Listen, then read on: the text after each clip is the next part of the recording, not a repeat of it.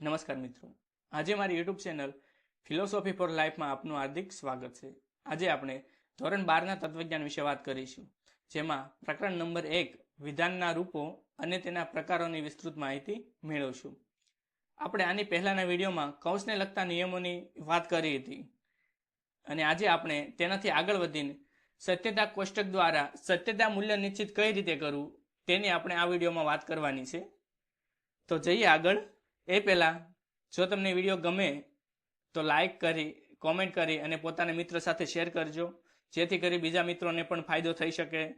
અને જો તમે ચેનલને સબસ્ક્રાઈબ નથી કરી તો ચેનલને સબસ્ક્રાઈબ કરી દેજો, કે જેથી કરીને અવનવા વિડીયોથી તમે માહિતગાર થઈ શકો।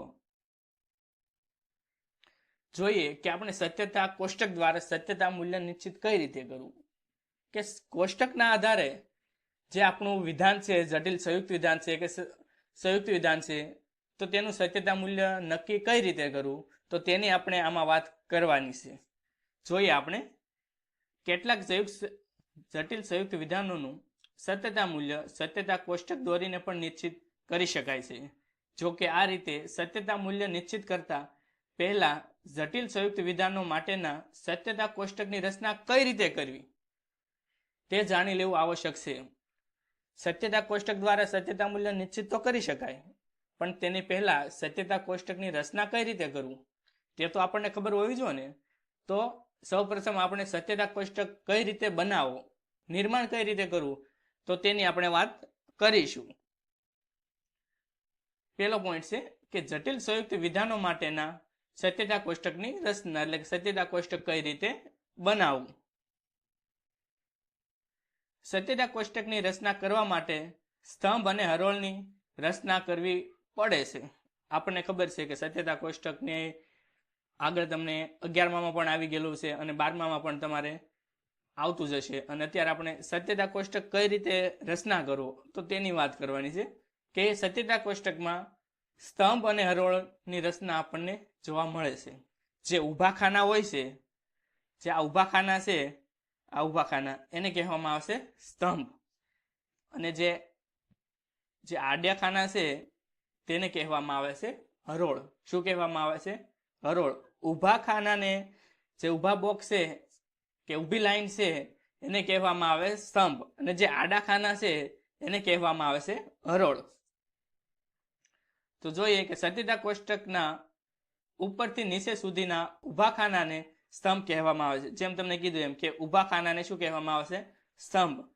અને જ્યારે ડાબીથી જમણી બાજુ તરફના આડા ખાનાને હરોળ કહેવામાં આવે છે। જે આ છે આડા ખાના એને શું કહેવામાં આવે છે? હરોળ। ડાબીથી જમણી તરફ જતા જે ખાના આવે છે એને કહેવામાં આવે છે હરોળ। કોઈ પણ જટિલ સંયુક્ત વિધાનોના સત્યતા કોષ્ટકની રચનામાં જરૂરી માર્ગદર્શન પૂરું પાડવાના હેતુથી તર્કશાસ્ત્રીઓ સ્તંભ અને હરોળની રચનાને લગતા કેટલાક નિયમો ઘડી કાઢ્યા છે। કોઈ પણ કોષ્ટકની રચના કરવી હોય તો એ ચોક્કસ નિયમોને આધારે તેની રચના થઈ શકે, તેટલા માટે કેટલાક તર્કશાસ્ત્રીઓએ કે આ સત્યતા કોષ્ટકની રચના કઈ રીતે કરવી તેને લગતા કેટલાક નિયમો આપણી સમક્ષ મૂક્યા છે। તો જોઈએ કે સત્યતા કોષ્ટક કઈ રીતે બનાવી શકાય। આ ખબર પડી ગઈ કે ઊભા ખાનાને શું કહેવામાં આવે? સ્તંભ, અને આડા ખાનાને હરોળ।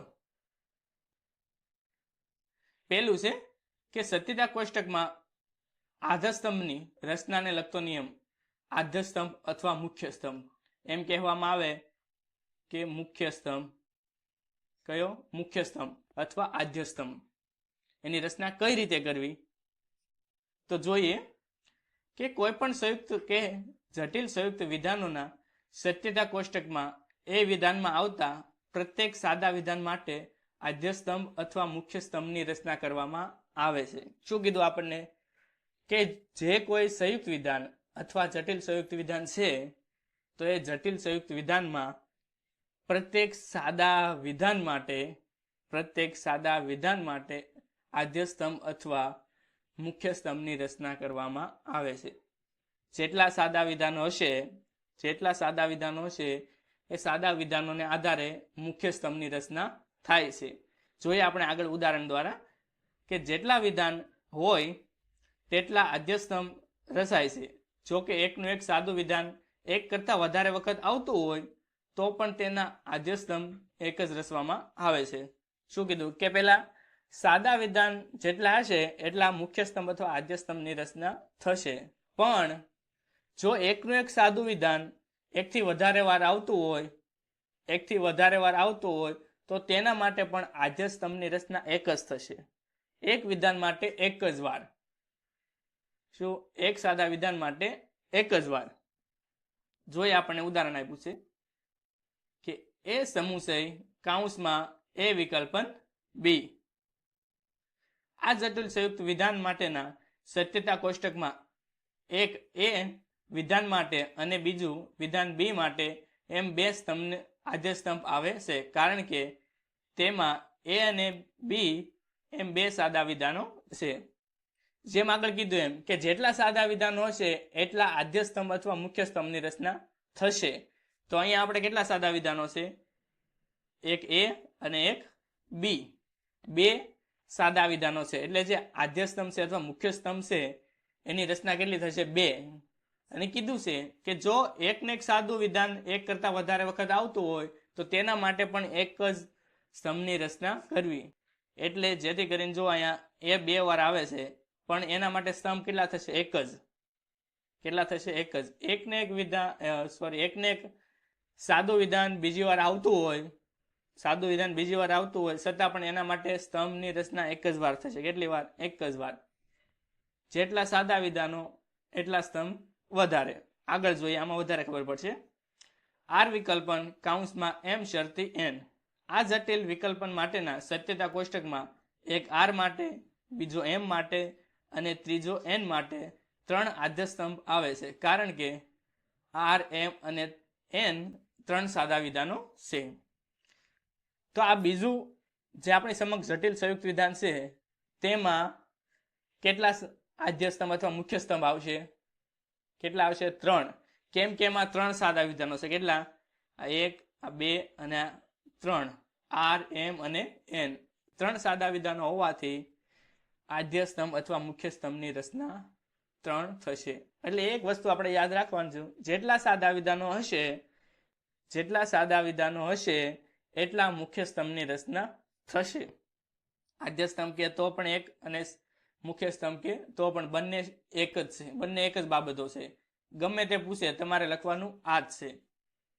તો આમાં 3 સાદા આદ્ય સ્તંભની રચના થશે અને આમાં છે 2, કારણ કે એમાં 2 સાદા વિધાનો છે અને આમાં 3 સાદા વિધાનો છે. ત્યારબાદ આગળ જોઈએ. તો ત્યાર પછીનો પોઈન્ટ છે સત્યતા કોષ્ટકમાં હરોળની સંખ્યાને લગતો નિયમ. હરોળની રચનાને લગતો નિયમ. જે આડી હરોળ હશે એ હરોળની રચના કઈ રીતે કરવી તે પણ આપણા માટે જાણવું જરૂરી છે. કોષ્ટકમાં જે સ્તંભ આવે છે એની તો રચના આપણે જોઈ, પણ સત્યતા કોષ્ટકમાં હરોળની સંખ્યાને લગતો નિયમ એટલે હરોળની સંખ્યા કઈ રીતે નક્કી કરવી, નિશ્ચિત કરવી. કેમ આડેધડ મૂકી દેવો એમ તો ચાલે નહીં. તો તેટલા માટે કે હરોળની સંખ્યાને લગતો નિયમ, હરોળની સંખ્યા કઈ રીતે નક્કી કરવી તો તેની વાત કરી છે કે કોઈ પણ સંયુક્ત કે જટિલ સંયુક્ત વિધાનોના સત્યતા કોષ્ટકમાં હરોળની સંખ્યા નિશ્ચિત કરવા માટેનું એક સૂત્ર આપણી સમક્ષ રજૂ કર્યું છે અને તેના દ્વારા આડી હરોળની રચના કરવામાં આવે છે. શું કીધું? કે હરોળની સંખ્યા બરાબર 2n. શું કીધું? કે 2n. આગળ જો એટલે વધારે તમને ખબર પડશે કે હરોળની સંખ્યા બરાબર 2n. શું કીધું? કે n બરાબર સાદા વિધાનોની કુલ સંખ્યા અથવા આદ્ય સ્તંભની કુલ સંખ્યા. જે n છે એ શું છે? આપણી સાદા વિધાનોની સંખ્યા. તો આગળ જોઈએ, ઉદાહરણ આપ્યું છે કે એ સમુચય કૌંસમાં એ વિકલ્પન બી. આ જટિલ સંયુક્ત વિધાનમાં એ અને બી એ 2 સાદા વિધાનો છે. કેટલા સાદા વિધાનો છે? 2. અને આદ્ય સ્તંભ કેટલા બનશે આપણા? આમાં 2, કેમ કે 2 સાદા વિધાનો છે. ત્રીજું, આમાં 3 વિધાનો છે પણ એકને એક વિધાન 2 વાર આવે છતાં પણ આપણે એક જ વાર ગણવાનું. આગળના જે આપણે નિયમમાં કીધું હતું કે એકને એક સાદું વિધાન બીજી વાર આવે છતાં પણ એના માટે આપણે આદ્ય સ્તંભ અથવા મુખ્ય સ્તંભની રચના કેટલી કરવાની? એક જ વાર. તો આમાં કેટલા વિધાનો છે? સાદા વિધાનો 2 છે. અને તેથી તેને સત્યતા કોષ્ટકમાં 2 બરાબર 2 ગુણ્યા 2 બરાબર 4 એમ 4 હરોળની રચના થશે. અહીં આપણે કીધું કે 2n, તો આપણી પાસે કેટલા છે? n બરાબર કેટલા વિધાનો છે? 2. કેટલા? 2 અને આગળ 2 મૂકેલા છે એટલે ગુણ્યા 2. કેટલા થશે? ગુણ્યા 2. 2 ગુણ્યા 2 n એટલે વિધાનોની સંખ્યા, અને આ 2 આપણને સૂત્રમાં આપ્યું છે એટલે 2 વડે ગુણાકાર. 2 ગુણ્યા 2 કેટલા થશે? બરાબર 4. કેટલા થશે? 2 ગુણ્યા 2 બરાબર 4. તો જ્યારે 2 સાદા વિધાનો હોય તો ત્યારે હરોળની રચના કેટલી થશે? 4. કેટલી હરોળ થશે? આડી હરોળ કેટલી થશે? 4. અને જો કોઈ એક સાદું વિધાન હોય તો તેના માટે હરોળની રચના થશે કેટલી થશે? 2 જ. કેમ કે 2 ગુણ્યા 1 કરવામાં આવે તો 2 એકુ 2. કેટલા થાય? 2 ગુણ્યા 1 કરીએ તો કેટલા જવાબ આવે? 2 જ. એટલા માટે જો એક વિધાન હોય તો એમાં હરોળની રચના કેટલી થશે? 1 જ. કેટલી થશે? 1. બીજું ઉદાહરણ આપ્યું છે એ જોઈએ કે આર વિકલ્પન m કૌંસમાં m શરતી n આ જટિલ સંયુક્ત વિધાનમાં r, m અને n એ 3 સાદા વિધાનો છે. કેટલા સાદા વિધાનો છે? કેટલા? 3. r, m અને n. કેટલા? 3. તો જે આપણો આ નિયમ છે નિયમ આધારે જોઈએ કે 2 ગુણ્યા 2 ગુણ્યા 2 કેટલા વિધાનો છે આપણા? 3. તો 2 ગુણ્યા 2 ગુણ્યા 2 કરે 3 વખત કરવાના. કેટલી વાર?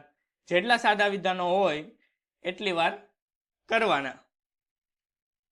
તો આ બેનો આપણે ગુણાકાર કરીએ કેટલા થશે? 2 ગુણ્યા 2 4 અને 4 ગુણ્યા 2 એટલે કેટલા થશે? 8. આપણે ગુણાકાર આ રીતે કરવાનો છે, આ રીતે નથી કરવાનો કે 2 ગુણ્યા 2 4 અને 2 ગુણ્યા 2 બરાબર ગુણ્યા પ્લસ કેટલા? 2 ગુણ્યા 2 કરીએ કેટલા થાય?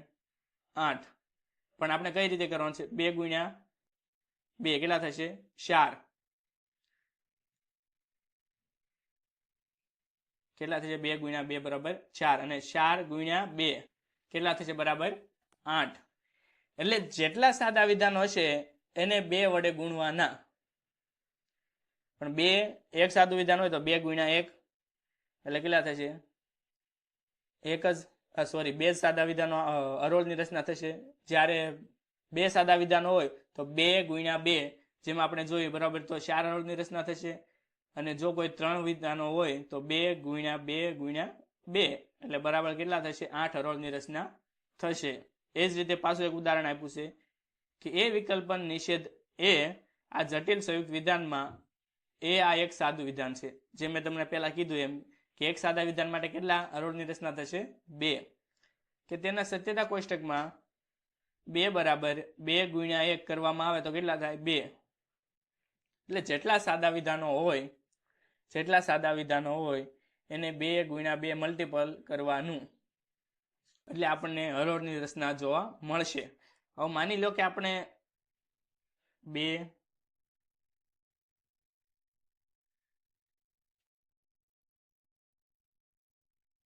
આપણી પાસે કોઈ 4 વિધાનો છે.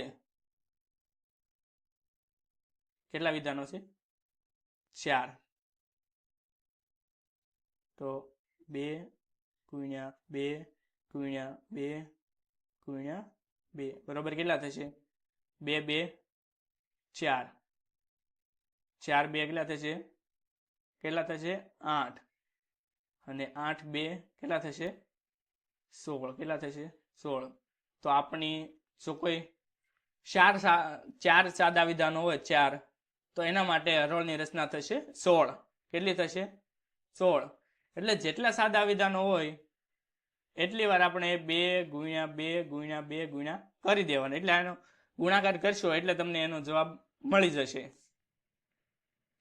જોઈએ આગળ કે આમ આ નિયમ પ્રમાણે એક આધ્યસ્તંભ વાળા સત્યતા કોષ્ટકમાં 2 હરોળ એટલે કે આધ્યસ્તંભ એટલે કે એક સાદા વિધાનો માટે મુખ્ય સ્તંભ માટે 2 હરોળ બે આદ્યસ્તંભ વાળા સત્યતા કોષ્ટકમાં 4 હરોળ, જ્યારે કોઈ બે સાદા વિધાનો હોય અથવા બે મુખ્ય સ્તંભ હોય તો એના માટે 4 હરોળ અને 3 આદ્યસ્તંભ વાળા સત્યતા કોષ્ટકમાં 8 હરોળની રચના થાય છે. કેટલી થાય છે? 3 હોય તો 8. આગળ જોઈએ. ત્યારબાદ છે આપણે જોઈ લીધું કે હરોળની રચના કઈ રીતે કરવી. પેલું આપણે જોયું કે સ્તંભની રચના કઈ રીતે કરવી. ત્યારબાદ છે આપણે જોયું કે હરોળની રચના કઈ રીતે કરવી. એ તો થઈ ગઈ, સ્તંભ અને હરોળની રચના થઈ ગઈ. પણ જે હરોળ છે તો હરોળમાં કે સ્તંભમાં કે TF ની ગોઠવણી કઈ રીતે કરવી. જે આપણા સ્તંભ છે એ સ્તંભમાં TF ની ગોઠવણી કઈ રીતે કરવી, અને આપણા TF ની ગોઠવણીને આધારે જ આપણે સત્યતા મૂલ્ય નિશ્ચિત કરીએ છીએ, નક્કી કરીએ છીએ. એટલા માટે TF ની ગોઠવણી ખૂબ મહત્વની છે. જો TF ની ગોઠવણી યોગ્ય રીતે નહીં થાય તો એનું આપણે સત્યતા મૂલ્ય નિશ્ચિત કરી શકશું નહીં, નક્કી કરી શકશું નહીં. પણ એકદમ સરળ છે, એકદમ સરળ છે. કોઈ આમ કહેવાય ને કે અઘરું નથી. જો ખાલી એકવાર સમજી જશો એટલે આરામથી તમને ખબર પડી જશે. એક શોર્ટમાં તમને કેવું હોય તો એટલું કહી દઉં કે જે પહેલું સ્તંભ હોય, માની લો કે આપણી પાસે બે સાદા વિધાનો છે. બે સાદા વિધાનો છે એટલા માટે હરોળની રચના કેટલી થશે? 4. 2 ગુણ્યા 2 એટલે બરોબર કેટલી? 4 હરોળની રચના થશે. તો જે 4 હરોળની રચના છે આપણે કરી દઈએ. 1, 1, 2, 3 અને 4. આપણી માટે કોઈ બે સાદા વિધાનો હોય, માની લો કે P અને Q, બે સાદા વિધાનો હોય તો જેટલી પેલા કેટલા ખાના પડે છે? 4. કેટલી હરોળ છે? 4. તો 4 માંથી અડધા કેટલા થશે? 2. તો પહેલા 2 ખાના છે એમાં મૂકી દેવાનું T, અને પછીના જે બીજા 2 ખાના વધે તો એનામાં મૂકવાનું F. જેટલી આપણી પાસે હરોળ હોય એટલી હરોળના અડધા શરૂઆતમાં T અને એની બાદ નીચે F મૂકવાના. અને પછી છે આ થઈ પહેલા સ્તંભની રચના. અને બીજા સ્તંભમાં TF કઈ રીતે મૂકવા? તો એના માટે આ બે બોક્સ જોવાના. તો આ બે બોક્સમાં કેટલા છે? જેટલી આપણી પાસે T ની આગળ ગોઠવણી કરી એના અડધા, આગળ જેટલા T ની ગોઠવણી કરી એના અડધા. તો અહીંયા આપણે બે વાર T મૂક્યા તો અહીંયા શું આવશે? એક વાર T. આપણે એક મોટો કોષ્ટકની રચના કરી દઈએ.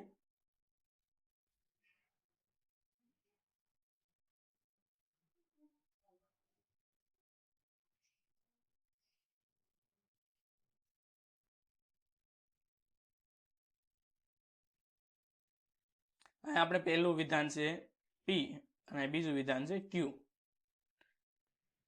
તો જ્યારે બે આદ્ય સ્તંભ હોય અથવા બે મુખ્ય સ્તંભ હોય, આ બે છે આપણા મુખ્ય સ્તંભ. કેટલા? 2. તો બે મુખ્ય સ્તંભ હોય તો તેમાં હરોળની રચના કેટલી થશે? 4. જે આપણે આગળ નિયમ જોયો હતો કે બે સાદાનો વિધાનો હોય તો એમાં હરોળની રચના થશે કેટલી? 4. તો જ્યારે 4 હરોળ હોય તો 4 હરોળના 50% કેટલા થશે? 4 ના અડધા કેટલા થશે? 2. કેટલા થશે? 2. તો શરૂઆતના જે બે ખાના છે એમાં મૂકી દેવાના T. શું મૂકી દેવાનું? T. અને ત્યારબાદ જે બીજા બે ખાના છે એમાં મૂકી દેવાનું F. શું મૂકવાનું? F. પહેલી સ્તંભની રચના થઈ ગઈ. પહેલા સ્તંભમાં TF ની ગોઠવણી થઈ ગઈ. જ્યારે બીજું વિધાન છે તો બીજા વિધાનમાં જે આગલામાં જેટલા મૂક્યા, આગલામાં જેટલા T મૂક્યા તો એના અડધા કેટલા થશે? આ કેટલા મૂક્યા આપણે? 2 T મૂક્યા તો 2 T ના અડધા કેટલા થશે? 1 T. અને બીજું વધે એમાં મૂકી દેવાનું F. શું મૂકવાનું? F. અને આ પછી 2 F મૂકેલા છે તો એમાં પણ પેલા 1 T અને બીજું F. પછી એનું અડધા કરતું જવાનું. જો 4 T મૂકેલા હોય શરૂઆતમાં, તો બીજા ખાનામાં થશે 2t. કેટલા t થશે? 2. અને ત્યારબાદ છે 2 ના ઝુંડ બનશે. શું બનશે? ઝુંડ. આમાં 4 મૂકેલા છે તો 4 ના અડધા ઝુંડ કેટલા બનશે? 2. અને અહીંયા આવી જશે f. અને પછી આ 2 ના ઝુંડ છે તો 2 ના ઝુંડમાંથી એક છૂટ પાડી દો એટલે 1 આવશે. ત્યારબાદ આવશે tf. આ રીતે રચના થાય છે. આપણે આગળ જોઈએ, જે તમારા બુકમાં માહિતી આપેલી છે એના આધારે આપણે જોઈએ કે જો સંયુક્ત વિધાનમાં સાદા વિધાનોની કુલ સંખ્યા n હોય, સાદા વિધાનોની સંખ્યા n એટલે ગમે એટલી એમ, તો તે સંયુક્ત વિધાન માટેના સત્યતા કોષ્ટકમાં m સંખ્યાના વિધાનના આદ્યસ્તંભમાં tf ના 2 નો વર્ગ કેટલો છે? 2m-1 એટલે કે જૂથો આવે અને પ્રત્યેક જૂથમાં 2n-m t એટલે એટલી સંખ્યામાં f આવે. આ થોડુંક અગવડતા ભર્યું છે પણ હું તમને સરળ શબ્દોમાં સમજાવી દઈશ. જોઈએ, આ એનું સૂત્ર છે. શું છે સૂત્ર? સૂત્ર તમારે ક્યાંય પરીક્ષામાં પૂછાતું નથી પણ તોય ખાલી યાદ રાખવા માટે તમે યાદ રાખી શકો છો. દાખલા તરીકે પેલું ઉદાહરણ આપ્યું છે કે નિષેધ p શરતી q. ઉપયુક્ત સંયુક્ત વિધાનમાં 2 સાદા વિધાનો છે. કેટલા સાદા વિધાનો છે? 2. આથી તેમના પહેલા વિધાન p માટેના આદ્યસ્તંભમાં tf નું એક જૂથ આવે છે. શેનું જૂથ આવે છે? tf નું એક જૂથ આવે છે. અને આ એક જૂથ ttff નું હોય છે. શું કીધું કે આગળનું જે આપણું ઉદાહરણ છે કે નિષેધ p શરતી q, એમાં 2 સાદા વિધાનો છે. 2 સાદા વિધાનો એટલે હરોળની સંખ્યા કેટલી થશે? 4. તો એમાં જે પહેલું વિધાન છે, પહેલું વિધાન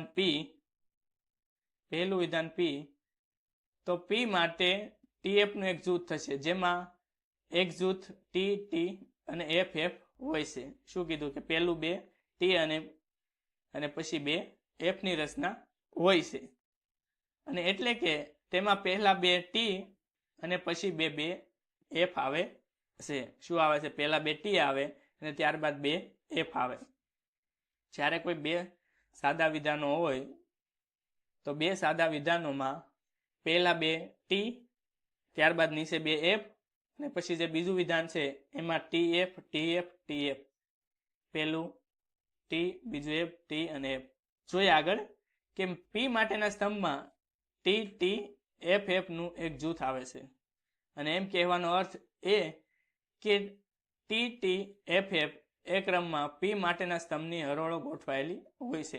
એટલે કે જે સ્તંભની હરોળો છે એમાં પહેલા 2 t મૂકી દેવાના અને ત્યારબાદ 2 f મૂકવાના. 2 t અને 2 ત્યારબાદ f. કે બીજા વિધાન q માટેના સ્તંભમાં tf ના 2 જૂથો આવે છે. કેટલા આવે છે? tf ના 2 જૂથો આવે છે. આગળ જોઈતું કે tf નું આમાં કેટલું જૂથ છે? 1. આમાં કેટલું જૂથ છે? 1. અને જ્યારે q માં tf ના 2 જૂથો આવે છે, આ બંનેમાંનું પ્રત્યેક જૂથ tf નું હોય છે. શેનું હોય છે? tf નું. ઓલું આગળમાં જોઈતું તો એમાં જૂથ હતું tt અને ff નું. શેનું? tt અને ff નું. જ્યારે q માં કયું જૂથ હોય છે? tf નું. ખાલી tf નું જૂથ હોય. શેનું? tf. જોઈએ એટલે કે તેમાં પહેલા tf હોય છે, એટલે કે તેમાં પહેલા t અને પછી એક f આવે છે. જેમાં આપણે જોયું કે પહેલા t અને પછી f આવે છે. અને q માટેના સ્તંભમાં tf ના 2 જૂથો આવે છે.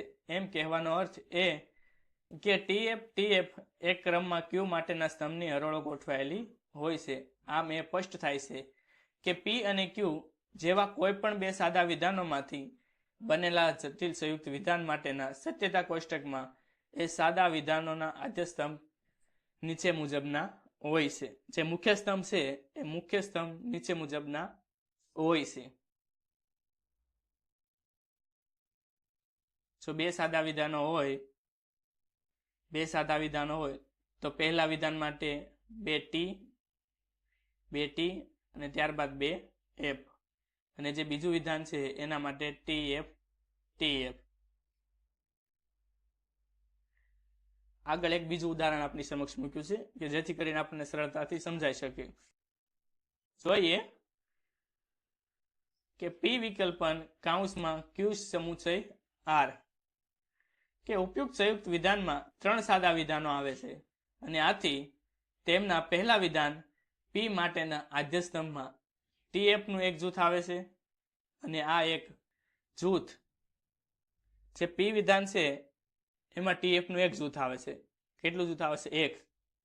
જે જૂથ T T T T 4 વાર T અને ત્યારબાદ 4 વાર F હોય છે. અને એટલે કે તેમાં પહેલા 4 T અને ત્યારબાદ પછી 4 F આવે છે. એટલે કે જ્યારે કોઈ 3 સાદા વિધાનો હોય તો 3 સાદા વિધાનો હોય તો એમાં હરોળની રચના થશે કેટલી? 8.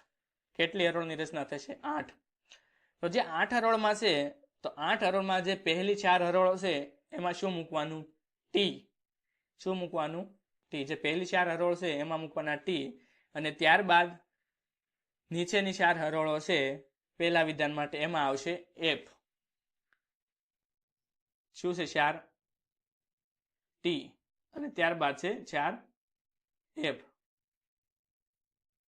તો પહેલા 4 T અને ત્યારબાદ 4 F આવે છે અને T માટેના સ્તંભમાં આવું એક જૂથ આવે છે. એમ કહેવાનો અર્થ એ કે T T T અને F F F એ ક્રમમાં P માટેના સ્તંભની હરોળો ગોઠવાયેલી હોય છે.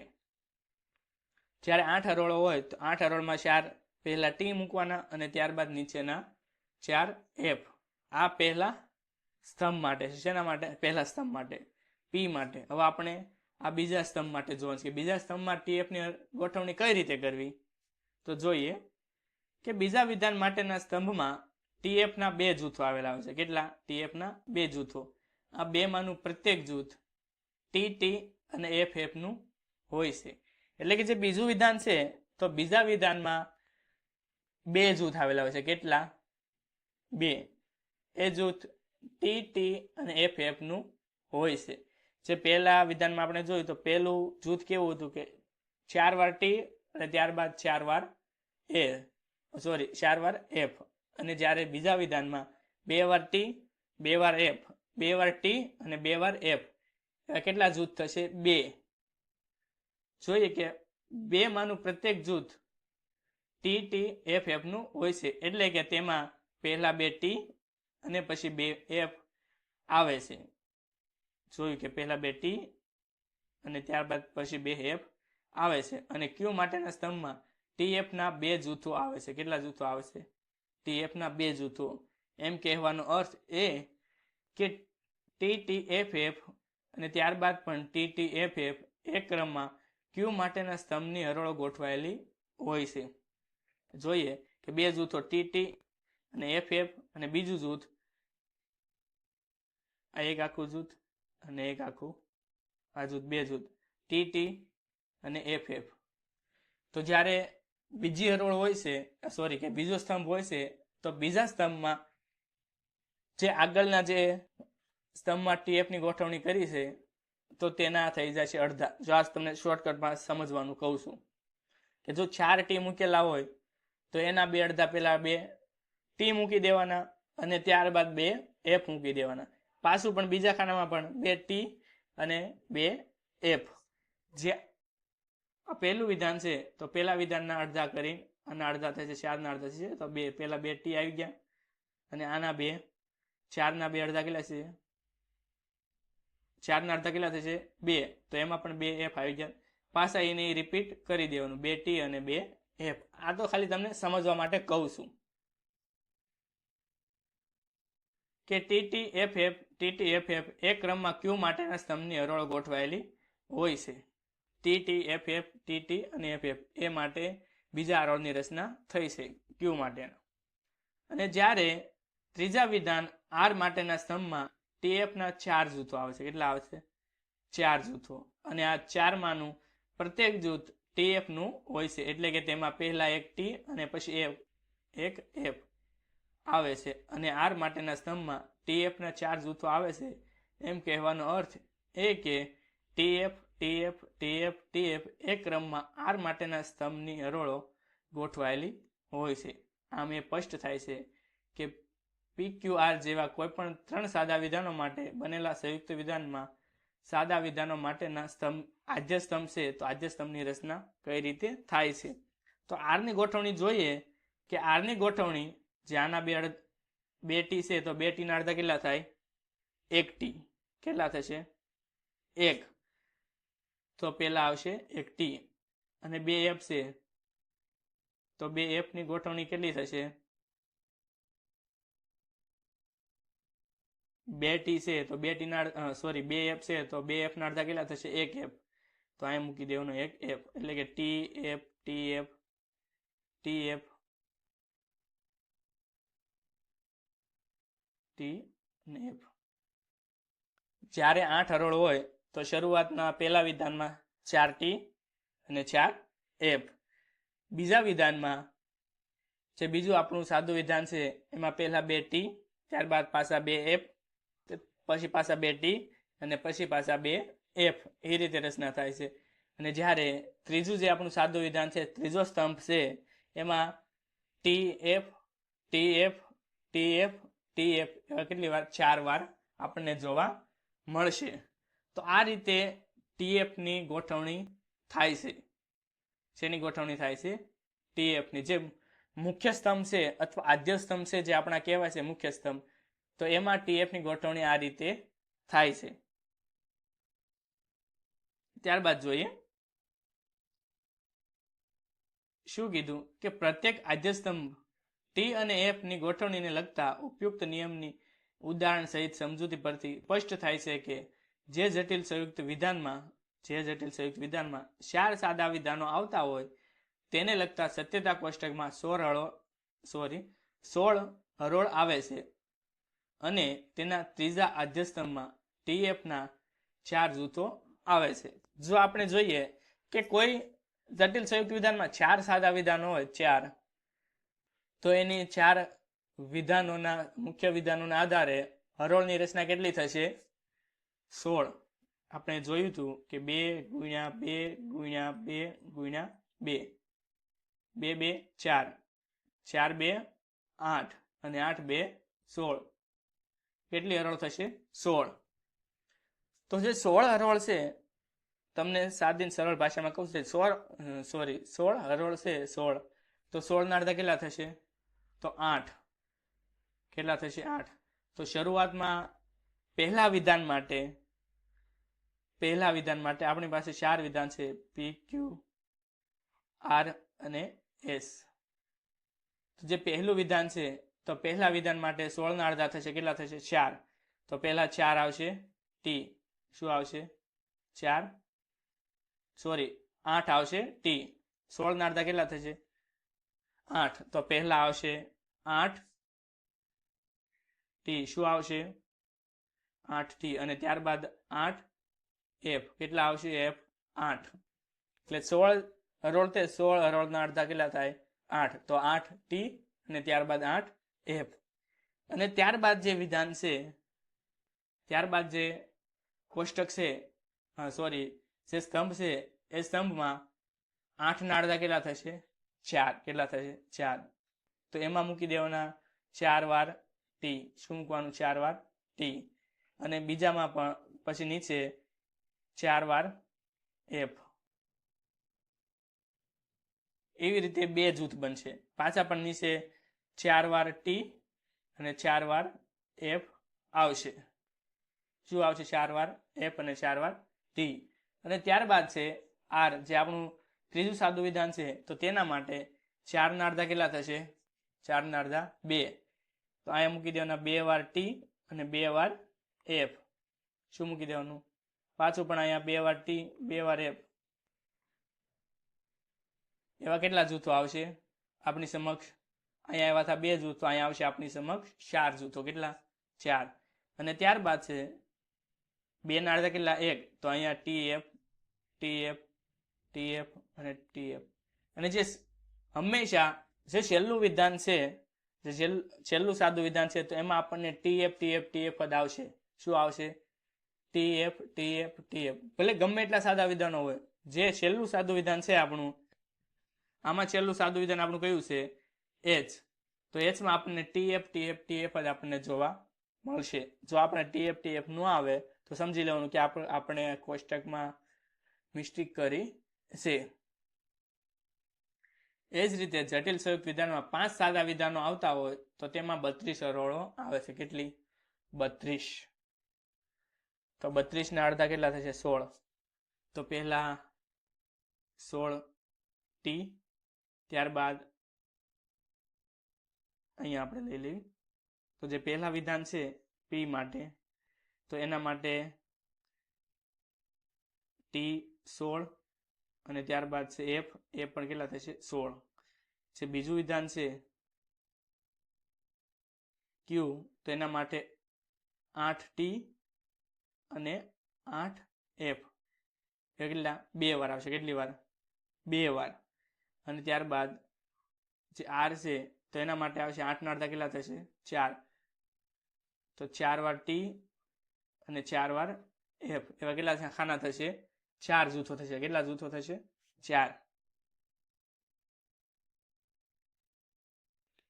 H, ત્યારબાદ આપણે S લઈએ તો S માં પણ 4 ના અડધા કેટલા થશે? 2. એટલે 2 વાર T અને 2 વાર F, એવી કેટલા જૂથ થશે? 8. કેટલા જૂથ થશે? 8. આમાં થશે 1, આમાં થશે 2 જૂથ, આમાં થશે 4 જૂથ અને આમાં જૂથ થશે 8 જૂથ. અને ત્યારબાદ છે T, આપણે 5મું વિધાન તરીકે T લઈએ તો એમાં TF TF TF આપણને જોવા મળશે. જેમ તમને કીધું હતું, જે અંતિમ આપણું વિધાન છે એમાં આપણને TF TF TF જ જોવા મળશે. શું જોવા મળશે? TF TF TF TF. છેલ્લી સ્તંભમાં આપણે આ રીતે રચના જોવા મળશે, જે મુખ્ય સ્તંભ છે એના માટે. એ કહેવાની ભાગ્યે જ જરૂર રહેશે કે જો જટિલ સંયુક્ત વિધાનમાં 4 કે 5 સાદા વિધાનો આવતા હોય તો તેને લગતા સત્યતા કોષ્ટકની રચના ઘણી અગવડભરી બને છે. જો આપણે 4 કે 5 કે એનાથી વધારે કોઈ સાદા વિધાનો આવતા હોય તો એના માટે સત્યતા કોષ્ટક રચના કરવી ખૂબ અઘરી બાબત થઈ જાય છે. અને આથી આપણે માત્ર એવા સત્યતા કોષ્ટક સાથે કામ પાડીશું, એટલે કામ કરીશું કે જેમાં 3 મુખ્ય સ્તંભ આવતો, આદ્ય સ્તંભ આવતા હોય અને જેની જે હરોળો છે, હરોળો કેટલી થતી હોય? 8. કેટલી હરોળ થતી હોય? 8. જેમ આપણે જોયું કે 2 ગુણ્યા 2 ગુણ્યા 2 બરોબર કેટલા થાય છે? જો 3 સાદા વિધાનો આદ્ય સ્તંભ હોય તો એના માટે હરોળની રચના થશે 8, જેમ આપણે આગળ જોયું. ત્યારબાદ જોવા જઈએ, ત્યારબાદ છે સત્યતા કોષ્ટકમાં આદ્ય સ્તંભ ઉપરાંત અન્ય ગૌણ સ્તંભની પણ રચના હોય છે, જોવા મળે છે. તો એ જે ગૌણ સ્તંભ છે તો એ ગૌણ સ્તંભની રચના કઈ રીતે કરવી એ પણ આપણા માટે ખૂબ જરૂરી બાબત છે. જો એ ગૌણ સ્તંભની રચના કરતા તમને આવડશે તો જ તમારો સત્યતા કોષ્ટક યોગ્ય રીતે રચના થશે, યોગ્ય રીતે બનશે. નકર સત્યતા કોષ્ટક યોગ્ય રીતે બનશે નહીં. તો ખાલી આદ્ય સ્તંભો અથવા મુખ્ય સ્તંભની રચનાના આધારે સત્યતા કોષ્ટક બનતો નથી. તેની આગળ પણ આપણે જવું પડે છે, અને જે છે આપણા ગૌણ સ્તંભો. કયા સ્તંભ? ગૌણ સ્તંભ. એ પણ આવડી જશે, કોઈ અઘરી વાત નથી.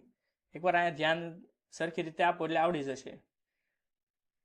જેમ આપણે જોયું હતું કે આદ્ય સ્તંભ અથવા મુખ્ય સ્તંભની રચના સાદા વિધાનોને આધારે કરવામાં આવતું હતું, તે જ રીતે ગૌણ સ્તંભની રચના જેટલી વાર કારકો આવ્યા હોય, જેટલી વાર કારકનો ઉપયોગ થયો હોય એટલા ગૌણ સ્તંભની રચના થશે. એક શોર્ટમાં હાવ સાદી સરળ એટલી બાબત યાદ રાખી લો કે જેટલા કારકો હશે એટલા ગૌણ સ્તંભની રચના થશે. પેલું હતું આપણું કે જેટલા સાદા વિધાનો એટલા આદ્ય સ્તંભની અથવા મુખ્ય સ્તંભની રચના થતી હતી. અને તે જ રીતે ગૌણ સ્તંભમાં પણ જેટલા તાર્કિક કારકો એટલા ગૌણ સ્તંભની રચના થશે. જોઈએ આપણે આગળ. કોઈ પણ જટિલ સંયુક્ત વિધાન માટેના સત્યતા કોષ્ટકની રચના વખતે સર્વપ્રથમ આદ્ય સ્તંભો તૈયાર કરવામાં આવતા હોય છે, જે આપણે આગળ કરી દીધા. અને ત્યારબાદ પછી અન્ય સ્તંભો કે ગૌણ સ્તંભો રચવામાં આવે છે. ત્યારબાદ અન્ય ગૌણ સ્તંભોની રચના કરવામાં આવે છે. કોઈ પણ જટિલ સંયુક્ત વિધાનમાં એકના એક જુદા જુદા કારકોનો જેટલી વખત ઉપયોગ હોય તેટલા અન્ય સ્તંભો તે વિધાન માટેના સત્યતા કોષ્ટકમાં રચવામાં આવે છે. જેટલા કારકો ઉપયોગ થયા હોય, જેટલી વાર કારકોનો ઉપયોગ થયો હોય એટલા ગૌણ સ્તંભો બને છે. ટૂંકમાં વિધાનમાં જેટલા કારકો, આ યાદ રાખવાનું છે તમારે. આના આધારે તમને ગૌણ સ્તંભોની રચના ખબર પડશે કે વિધાનમાં જેટલા કારકો જેટલી વખત આવે તેટલી સંખ્યામાં અન્ય સ્તંભો રચના થાય છે. શું કીધું? કે જેટલા કારકો જેટલી વાર, એકને એક કારક ભલે 3 વાર આવતું હોય તો 3 ગૌણ સ્તંભની રચના થશે. જેટલા કારકો અને જેટલી વાર, જેટલા કારકો અને જેટલી વાર આવતા હોય તેટલા ગૌણ સ્તંભોની રચના થશે. જોઈએ આપણે આગળ ઉદાહરણ દ્વારા. 3 ઉદાહરણો આપણી સમક્ષ જટિલ સંયુક્ત વિધાનના મૂક્યા છે કે પી વિકલ્પન પી પહેલું વિધાન છે. પી વિકલ્પન પી, આમાં કેટલા સાદા વિધાનો છે? કેટલા? 1. તો આદ્ય સ્તંભની અથવા મુખ્ય સ્તંભની રચના કેટલી થશે? 1. જે આપણું એક વિધાનના આધારે સાદું વિધાન છે એટલે એક સ્તંભ મુખ્ય થશે. તો એક સ્તંભમાં ગોઠવણી હરોળ કેટલી થશે? એક સ્તંભની હરોળ હોય છે 2. કેટલી હરોળ હોય છે? 2. તો એમાં TF ની ગોઠવણી કેટલી થશે? કે 2 ના અડધા કેટલા? 1. તો એમાં T અને બીજામાં થશે F. શું થશે? F. ઓકે, આ તો થઈ ગયું. આ એક આપણે મિસ્ટેક છે. અહીંનું વિધાન છે આપણું પી વિકલ્પન નિષેધ પી. શું છે? આ એક મિસ્ટેક નિષેધની બાકી રહી ગયું, પણ અહીંયા પી વિકલ્પન નિષેધ પી. આમાં કેટલા કારકો છે? 2 કારકો. કેટલા કારકો? 2. તો જે ગૌણ સ્તંભની રચના છે કેટલી થશે? 2. તમે જોઈ શકો છો કેટલી રચના છે આપણને? 2. કેટલી? 2 અને 3 નંબરની કેટલી છે? 2. જોઈએ. પહેલા તાર્કિક કારક માટે એક ગૌણ સ્તંભ અને બીજા તાર્કિક કારક માટે બીજા ગૌણ સ્તંભની રચના કરવામાં આવે છે. પણ આ ગૌણ સ્તંભ છે એની રચના કઈ રીતે કરવી તેના પણ કેટલાક નિયમો છે કે આડેધડ એમને મૂકી નથી દેવાના. તો તેના માટે પણ કેટલાક નિયમો છે. આપણું પી મૂળ વિધાન છે અને આને આપણે નિષેધ પી તરીકે મૂકવાનો છે કે નિષેધ પી બનાવવાનો છે. તો નિષેધનો મૂળ નિયમ શું હતો? કે જો મૂળ વિધાન સત્ય હોય નિષેધના નિયમ પ્રમાણે, તો એનું નિષેધ પી કેવું થશે? અસત્ય. કેવું થશે? અસત્ય.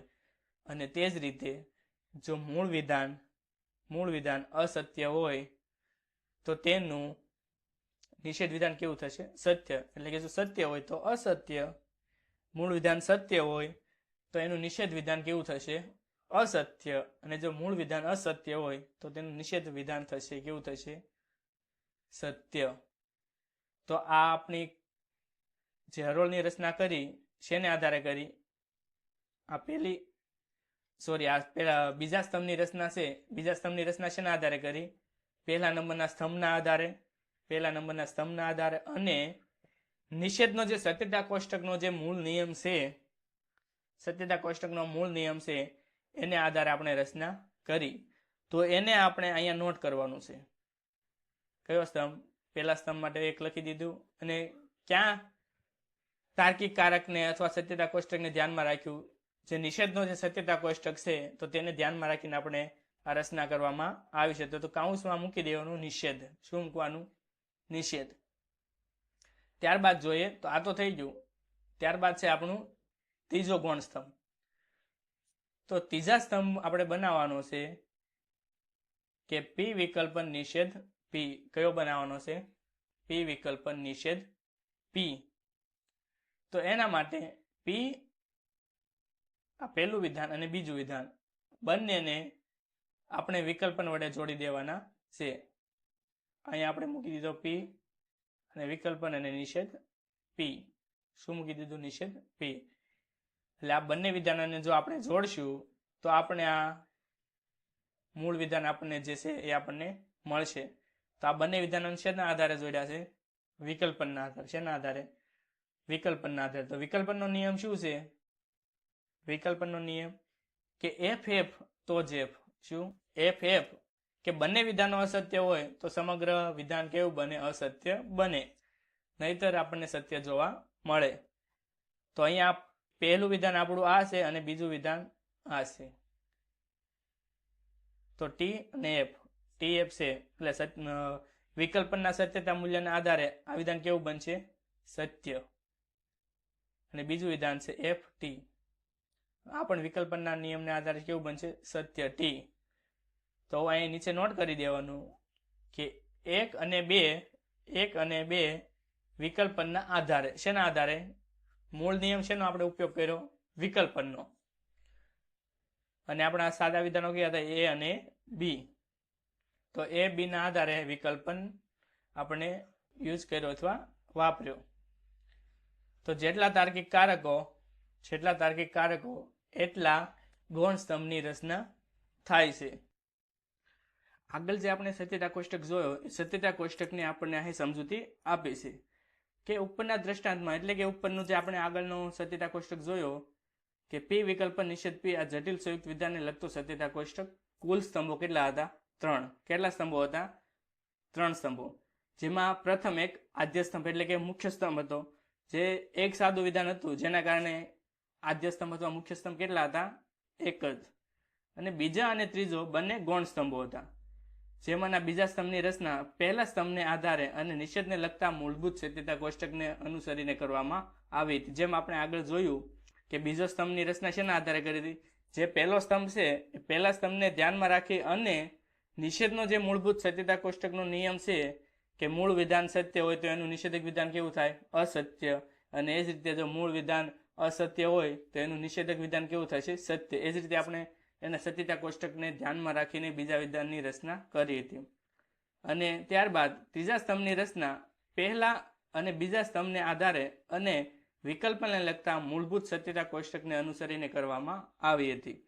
અને જ્યારે ત્રીજા સ્તંભની રચના છે પહેલા અને બીજા બંને સ્તંભના આધારે જે ત્રીજો સ્તંભ છે આપણો, એની રચના કરવામાં આવી હતી અને સાથે વિકલ્પને લગતા સત્યતા કોષ્ટકને અનુસરીને. વિકલ્પનના મૂળભૂત જેનો નિયમ છે કે બંને વિધાનો અસત્ય હોય તો જ સમગ્ર વિધાન કેવું બને? અસત્ય. કે એફ તો જ એફ. તો જેનો આખી સત્યતા કોષ્ટક હતો કે ટી તો શું આવશે? ટી એફ તો શું આવશે? ટી. પછી એફ ટી તો પણ ટી, અને એફ તો એફ. તો આજે એનો મૂળ સત્યતા કોષ્ટકનો નિયમ છે એને આપણે ધ્યાનમાં રાખીને આપણે ત્રીજા હરોળની રચના કરી હતી. ત્યારબાદ આગળ જોઈએ તો કે પી વિકલ્પન નિષેધ પી જટિલ સંયુક્ત વિધાન માટેના ઉપરના સત્યતા કોષ્ટકમાં પહેલો પી એટલે કે આદ્ય સ્તંભ, જે પહેલો સ્તંભ હતો, જે મુખ્ય સ્તંભ હતો, અને જ્યારે ત્રીજો એટલે કે છેલ્લા સ્તંભમાં આખું વિધાન આવેલું છે એ જોતા સ્પષ્ટ આપણને કેટલીક બાબતો નીચે સ્પષ્ટ કરેલી છે. જે પહેલું પહેલો કોષ્ટક સ્તંભ હતો એ પહેલા સ્તંભમાં મુખ્ય સ્તંભ હતો, અને જ્યારે ત્રીજા નંબરનું સ્તંભ છે એ આખું વિધાન આપણને જોવા મળે છે. જ્યાં પી વિકલ્પ નિષેધ પી નું જોઈએ એમાંથી શું બાબત સ્પષ્ટ થાય છે? જો કે પી સત્ય હોય તો પી વિકલ્પન નિષેધ પી એ જટિલ સંયુક્ત વિધાન કેવું હોય? હંમેશા સત્ય. પહેલી હરોળ મુજબ શું કીધું આપણે? જોઈએ કે જો પી સત્ય હોય, જો આ પહેલું વિધાન પી સત્ય હોય તો એનું સમગ્ર પી વિકલ્પન નિષેધ પી વિધાન કેવું થશે? સત્ય. પહેલી હરોળ મુજબ. આ શેના આધારે આપણે ચેક કર્યું? પહેલી હરોળ મુજબ. તો પી સત્ય તો પી વિકલ્પન નિષેધ પી વિધાન કેવું થયું? સત્ય. અને ત્યારબાદ બીજું વિધાન છે કે જો પી અસત્ય હોય તો પી વિકલ્પન નિષેધ પી એ જટિલ સંયુક્ત વિધાન સત્ય હોય, બીજી હરોળ મુજબ. જોઈએ આપણે આમાં પણ કે જો બીજી હરોળ મુજબ જો પી અસત્ય હોય તો પી વિકલ્પન નિષેધ પી કેવું થશે? સત્ય. પછી એના આધારે આપણને ખબર પડી બીજી હરોળના આધારે.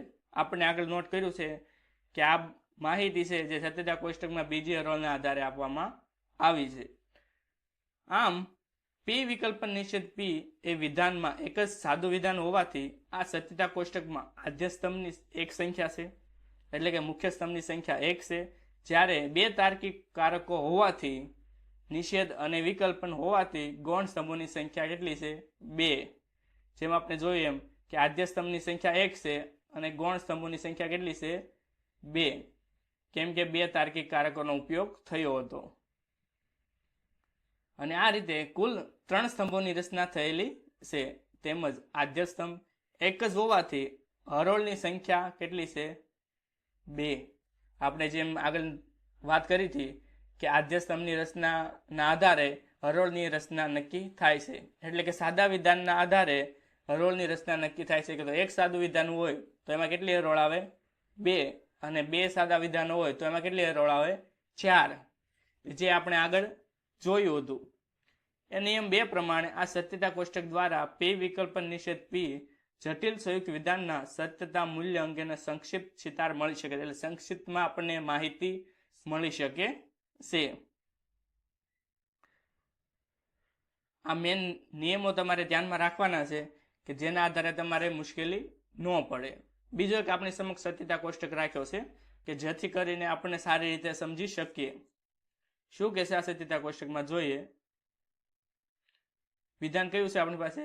નિષેધ R શરતી નિષેધ S. R શરતી નિષેધ S. તો આમાં કેટલા આદ્ય સ્તંભોની રચના થશે? કેટલા રચના થશે? 2. કેમ કે 2 સાદા વિધાનો છે, R અને H. R અને S. અને જ્યારે ગૌણ સ્તંભોની રચના કેટલી થશે? 3. કેટલી થશે? 3. કેમ કે તાર્કિક કારકો કેટલા છે? 3. 1, 2 અને 3. જે ગૌણ સ્તંભો છે કેટલા છે? 3. તો જોવા જઈએ તો 2 આદ્ય સ્તંભ હોય, 2 આદ્ય સ્તંભ અથવા 2 મુખ્ય સ્તંભ હોય તો એમાં હરોળની સંખ્યા કેટલી થશે? 4. કેટલી થશે? જેમ આપણે આગળ જોયું હતું કે 2 ગુણ્યા 2 બરાબર કેટલા થશે? 4. તો હરોળની સંખ્યા કેટલી થશે? 4. કેટલી છે? 4. અને TF ની ગોઠવણીની બાબતમાં જો 4 હરોળ હોય, 4 હરોળ, તો એમાં TF ની ગોઠવણી માટે જે પહેલું વિધાન છે એમાં 2 T અને ત્યારબાદના જે 2 નીચેના હરોળ છે એમાં શું આવશે? 2F. અને જ્યારે બીજા વિધાનમાં TF અને TF, એ જે આપણે આગળના નિયમમાં આપણે જોયું હતું. જોઈએ ત્યારબાદ આપણને ત્રીજા નંબરના જે સ્તંભ છે, ત્રીજા નંબરના સ્તંભમાં નિષેધ R ની રચના કરવામાં આવી છે. શેની કરવામાં આવી? નિષેધ R. તો નિષેધના R ની રચના કઈ રીતે કરવામાં આવી એ આપણે જોઈએ કે જે R છે, R ને ધ્યાનમાં રાખીને આ જો પહેલો શું કીધું કે હરોળ નંબર 1 ને ધ્યાનમાં રાખીને અને સાથે સત્યતા કોષ્ટક નિષેધના સત્યતા કોષ્ટકને ધ્યાનમાં રાખીને કરવામાં આવી છે. તો જોવા જઈએ કે R આપણી પાસે છે તો નિષેધ R આપણે કરવાનો છે. જો R સત્ય છે તો સત્યતા કોષ્ટકના નિષેધના આ નિયમ પ્રમાણે શું થશે? નિષેધ R અસત્ય. તે જ રીતે R અહીંયા કેવો છે? સત્ય. તો અહીંયા કેવો થશે? નિષેધ R અસત્ય. અને ત્યારે બીજી બાબત કે R અસત્ય છે તો નિષેધ R કેવો થશે? સત્ય. અહીંયા પણ R સત્ય છે એટલે નિષેધ R અસત્ય છે એટલે નિષેધ R કેવો થશે? સત્ય. જે નિષેધનો મૂળભૂત સત્યતા કોષ્ટકનો નિયમ છે એ અહીંયા ધ્યાનમાં રાખવાનો છે. જો મૂળ વિધાન સત્ય હોય, આ જોઈ શકો છો મૂળ વિધાન સત્ય છે તો આ નિષેધક વિધાન કેવું થયું? નિષેધ R અસત્ય. અને અહીંયા મૂળ વિધાન અસત્ય છે તો નિષેધ R કેવું થયું? સત્ય. એટલે કે જો સત્ય હોય તો અસત્ય અને અસત્ય હોય તો સત્ય. આ શેના માટે? નિષેધ પૂરતું સીમિત છે, નિષેધકારક પૂરતું. ત્યારબાદ ચોથા સ્તંભની રચના છે એ શેના આધારે? બીજા સ્તંભ અને નિષેધને લગતા મૂળભૂત નિયમના આધારે કરવામાં આવી છે. આપણો બીજો સ્તંભ અને નિષેધને લગતો મૂળભૂત નિયમના આધારે આપણે કરવામાં આવી છે. જોઈએ આપણે નિષેધનો નિયમ છે કે જો મૂળ વિધાન સત્ય હોય તો એનું નિષેધક વિધાન કેવું થશે? તો S વિધાન સત્ય છે તો એનું નિષેધ S કેવું થશે? અસત્ય. કેવું થશે? અસત્ય. ત્યારબાદ S મૂળ વિધાન કેવું છે? અસત્ય. તો એનું નિષેધક વિધાન કેવું થશે? સત્ય. અને અહીંયા પણ એ જ છે કે મૂળ વિધાન સત્ય તો એનું નિષેધક વિધાન અસત્ય. અહીંયા અસત્ય, તો અહીં કેવું થશે સત્ય. શેના આધારે કર્યું આપણે? સ્તંભ નંબર 2 અને નિષેધને લગતા મૂળભૂત નિયમોને આધારે. તો આટલું સમજાઈ ગયું કે સ્તંભની રચના કઈ રીતે કરવી. ત્યારબાદ છે આપણા માટે મહત્વનું શું છે કે આપણે આખા સંયુક્ત વિધાનની રચના કરવાની છે. જો આખા સંયુક્ત વિધાનની આપણે રચના કરવી હોય તો પહેલા આપણે જે નાના પોઈન્ટ છે નિષેધ આર અને નિષેધ એસ એ બે આપણે પહેલા લાવવા પડે. એટલા માટે આપણે ગૌણ સ્તંભમાં 3 નંબર ગૌણ સ્તંભની અને 4 નંબર ગૌણ સ્તંભની રચના કરી. અને જો આપણી પાસે નિષેધ આર અને નિષેધ એસ હોય તો જ આપણે એ બંનેને આપણે શરતી કારકથી જોડી શકીએ. જો આપણી પાસે એસ ના હોય તો આપણે જે આપણું મૂળ વિધાન છે, મૂળ વિધાન નિષેધ આર શરતી નિષેધ એસ એ આપણે લાવી શકતા નથી. એટલા માટે પહેલા આપણે નિષેધ આર અને નિષેધ એસ ની રચના કરવી પડે છે. એટલે જેથી કરીને ગૌણ સ્તંભ નંબર 3 અને 4 ની રચના કરવામાં આવી. અને ત્યારબાદ નિષેધ આર અને નિષેધ એસ બેને શરતી કારકથી અહીંયા આપણે જોડી દીધા. શેનથી જોડ્યા છે? નિષેધ આર અને નિષેધ એસ ને શરતી કારકથી. તો એમાં જોવા જઈએ તો આ બંનેને આપણે શરતી કારકથી જોડ્યા છે. તો બેમાં શરતી કારક આપણો જે શરતી કારકનો મૂળભૂત નિયમ છે કે જો ટીએફ હોય તો જ આપણે ટીએફ મૂકવો. શું કીધું? કે પૂર્વાંક સત્ય અને ઉત્તરાંગ અસત્ય હોય ત્યાં જ આપણને એફ આવશે. શું આવશે? એફ. તો આપણે આ બંને હરોળમાં પહેલા જોઈ લેવાનું કે આપણને ટીએફ ક્યાં દેખાય છે. અહીંયા આપણને ટી જોવા મળ્યો તો અહીં કેવો છે? શું છે? એફ. તો અહીં શું આવશે? એફ. અને બીજે ક્યાંય ટીએફ દેખાય છે આપણને? ક્યાંય ટીએફ નથી. તો આખું બંધ કરીને આપણે ત્યાં ટીએફ મૂકી દેવાનું.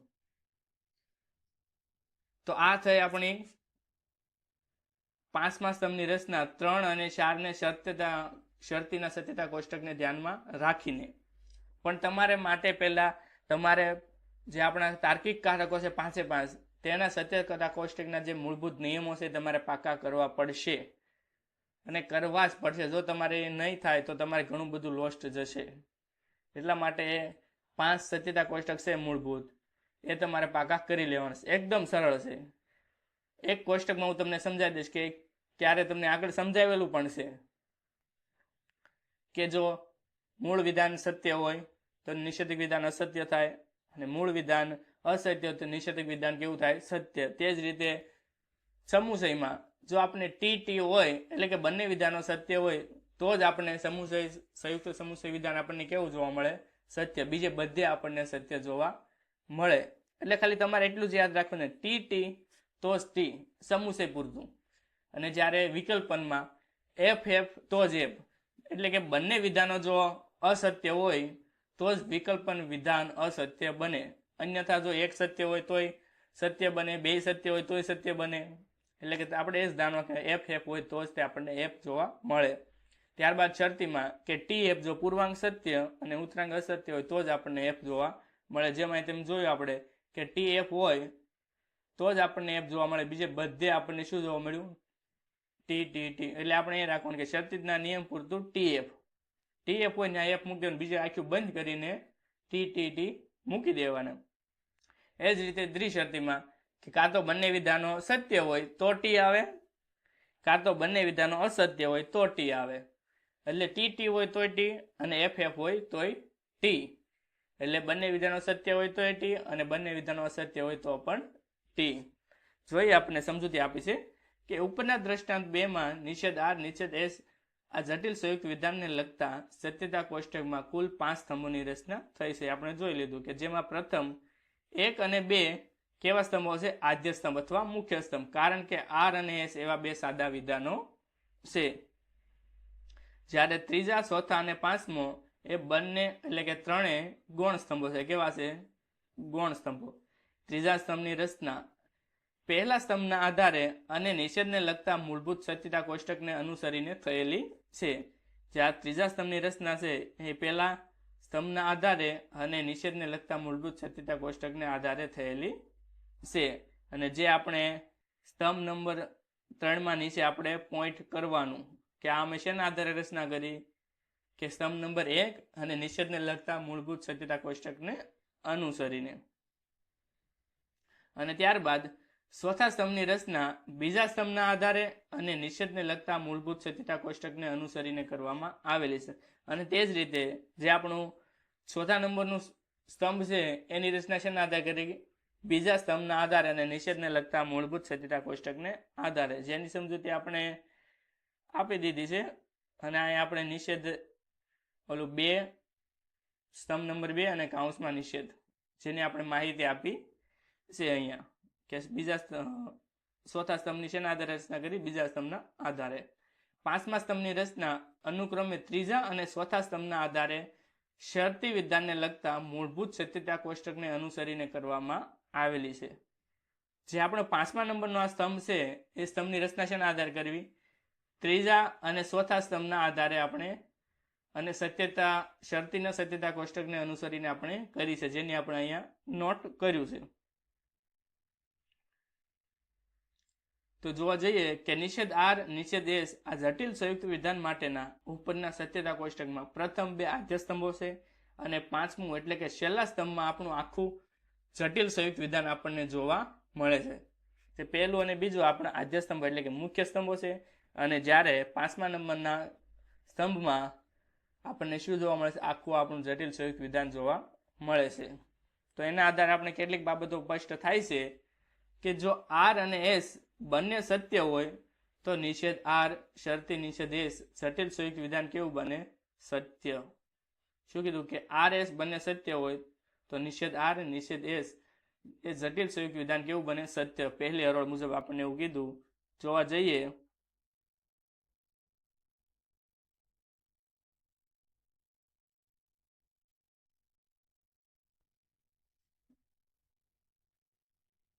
શું કીધું આપણને? કે આર અને એસ બંને સત્ય હોય. કેવા હોય? બંને સત્ય. તો નિષેધ આર, શરતી નિષેધ એસ કેવું બને? સત્ય. જો આ પણ સત્ય છે, આ સત્ય છે, તો સમગ્ર નિષેધ આર, શરતી નિષેધ એસ કેવું બને? સત્ય. જે આપણે પહેલી હરોળ મુજબ જોયું. આપણે એમાં જ જોવા જાય, અહીંયા જોઈ લેવી કે જો આર સત્ય હોય અને એસ અસત્ય હોય તો સમગ્ર નિષેધ આર, શરતી નિષેધ એસ કેવું બને? સત્ય. કેવું બને? સત્ય. આ તમારે માટે આઈએમપી પ્રશ્ન છે, તમારે અવારનવાર પરીક્ષામાં પૂછાય છે. 5 માર્કમાં પૂછાય છે કે નીચે આપેલા જટિલ સંયુક્ત વિધાનનો સત્યતા કોષ્ટક રચી તેની સમજૂતી આપો. તમારે બોર્ડની પરીક્ષામાં પણ આ પ્રશ્ન પૂછાય છે. અને જ્યારે આંતરિક કોલેજની પરીક્ષા, સ્કૂલની પરીક્ષા હશે ત્યાં પણ તમારે આ પ્રશ્ન પૂછાય છે. એટલે આ પ્રશ્ન તમારે પાકા કરવાનો છે. આપણને ભલે કોઈ પણ જટિલ સંયુક્ત વિધાન આપ્યું હોય અહીંયા, પણ તમારે આની રચના કરવાની છે. તો આપણે જોવા જઈએ બીજું કે આર સત્ય હોય અને એસ અસત્ય હોય તો સમગ્ર નિષેધ આર, શરતી નિષેધ એસ વિધાન કેવું બનશે? સત્ય.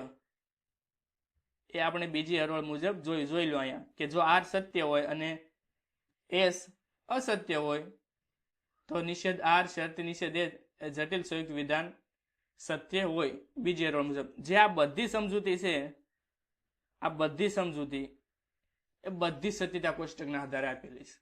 ખાલી મગજ હકલવાનો છે એટલું. ખાલી તમારે અહીંયા માહિતી આપવાની છે. જે આપણે સત્યતા કોષ્ટક આ રચ્યો છે, સત્યતા કોષ્ટકની રચના કરી છે, એ જ તમારે અહીં સમજાવવાનો છે. કે જે શું કીધું કે પહેલા 2 સ્તંભો છે, આ 2 સ્તંભો એક ગૌણ સ્તંભો છે. જો અહીંયા તમને કહી દીધું, જે આદ્ય સ્તંભો છે અથવા મુખ્ય સ્તંભો છે, આમાં કુલ 5 સ્તંભોની રચના થઈ છે. આ 5 સ્તંભોની રચના થઈ છે. એમાં પ્રથમ 2 આદ્ય સ્તંભો છે.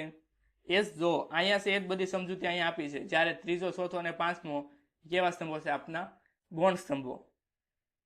અને ત્યારબાદ આપણને કીધું છે ત્રીજા વિધાનની રચના, ત્રીજા કોષ્ટકની ત્રીજા સ્તંભની રચના શેના આધારે કરી? જો અહીંયા જ સમજૂતી આપી, બીજું કાંઈ આપ્યું નથી. એટલે જે કોષ્ટક તમારે રચના કરવાની છે એ તમારે એક શીખવાનો છે. બીજું કાંઈ તમને નીચેની સમજૂતી છે એ તમારે કોષ્ટકના આધારે જ આપવાની છે. એટલે તમને એક કોષ્ટક રચના કરતા આવડી જાય છે.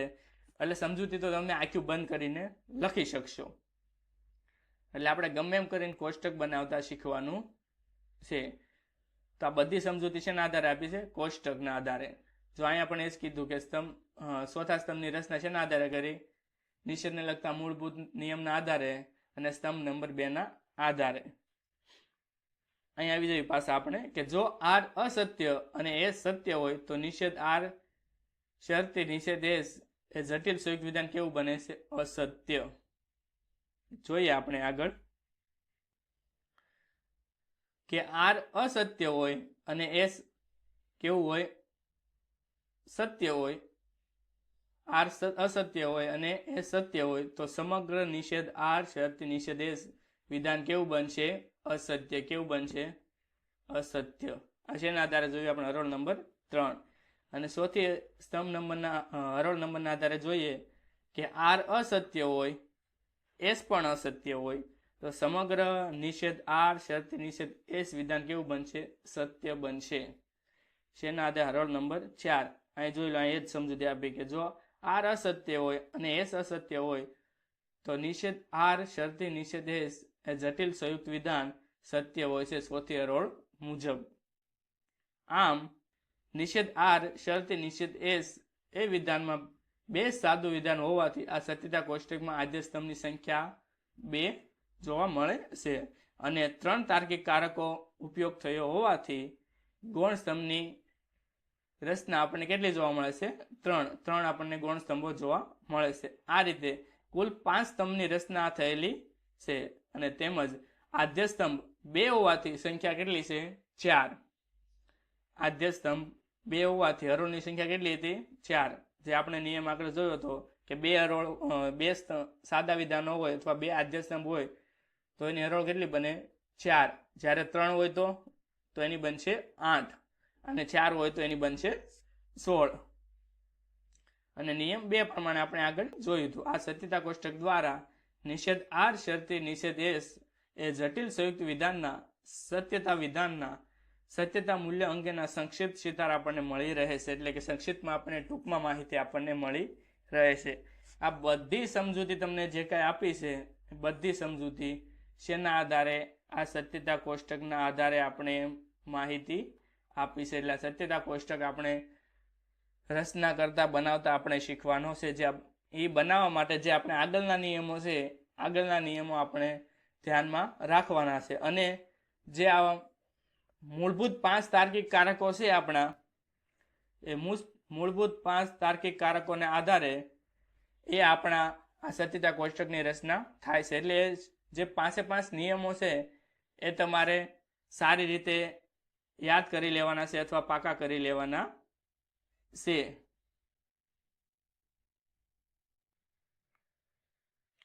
તો આ વિડીયોમાં આપણે આટલી સુધી રાખીએ. પછી આગળનો જે વિડીયો આવશે એમાં બીજા મુદ્દાની વાત કરવામાં આવશે. તો જો મિત્રો તમને વિડીયો ગમ્યો હોય તો લાઈક કરી, કોમેન્ટ કરી અને પોતાના મિત્રો સાથે શેર કરવાનું ભૂલશો નહીં, જેથી કરીને તમારા મિત્રો પણ પરીક્ષામાં આગળ વધી શકે અને સારા માર્ક લાવી શકે. અને જો મિત્રો તમે ચેનલને સબસ્ક્રાઇબ નથી કરી તો ચેનલને સબસ્ક્રાઇબ કરી દેજો કે જેથી કરીને તમને અવનવા જે વિડીયો આવે તો એ વિડીયોથી તમે માહિતગાર થઈ શકો. અને આપણે આ બધું પૂરું થાય ત્યારે પછી આપણે આઈએમપી પ્રશ્નોની પણ વાત કરવાની છે અને એ પ્રશ્નો ડીપમાં આપણે સમજૂતી મેળવીશું, જેથી કરીને આપણે બોર્ડની પરીક્ષામાં 2026ની પરીક્ષા આવે તો એમાં સારી રીતે આપણે સમજૂતી આપણે લખી શકીએ અને આપણે પરીક્ષામાં સારા એવો માર્ક લાવી શકીએ. નમસ્કાર.